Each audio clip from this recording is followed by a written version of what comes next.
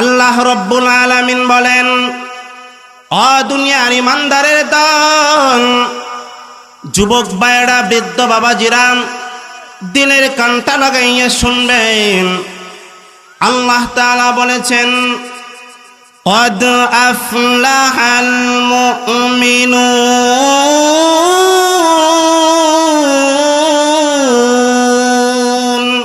বলি আল্লাহু আকবার।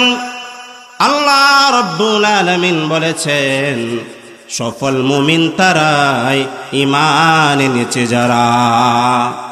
সফল কাম তারাই, ঈমান এনেছে যারা। আমিও ঈমান এনেছি, আপনিও ঈমান এনেছেন, সকলের ঈমান আছে, সেই জন্য আমরা সফল কাম। সবাই আওয়াজ দিয়ে বলেন, আমরা কি কাম? সফল কাম। আল্লাহ তাআলা সূরা মুমিনুনের ভিতরে সফল মুমিনের 7টি গুণ উল্লেখ করেছেন। যদি সেই 7টি গুণ কোন মুমিনের ভিতরে থাকে, কোন মুসলমানের ভিতরে যদি থাকে, আল্লাহ তাআলা তাদের ব্যাপারে বলেন, আল্লাযীনা ইয়ারিসুনাল ফিরদাউস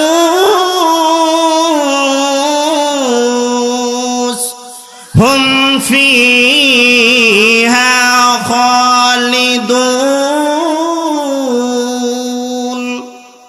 আল্লাহ তাআলা বলেন, যে সমস্ত মুমিন বান্দারা সেই 7টি গুণ অর্জন করবে, আল্লাহ তাআলা তাদেরকে জান্নাতুল ফেরদাউসের ওয়ারিস বানিয়ে দিবেন। বলি সুবহানাল্লাহ।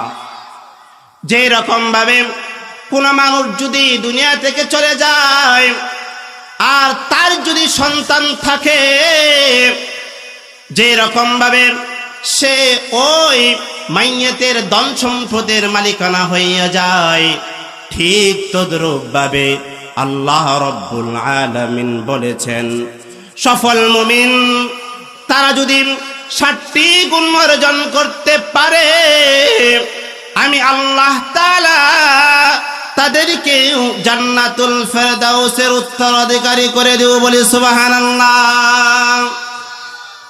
আল্লাহ তাআলা সফল মুমিনদের প্রথম নম্বর গুণের কথা বলেন। আল্লাহ তাআলা বলেন, আল্লাযীনা হুম ফি সালাতিহিম খাশিউন।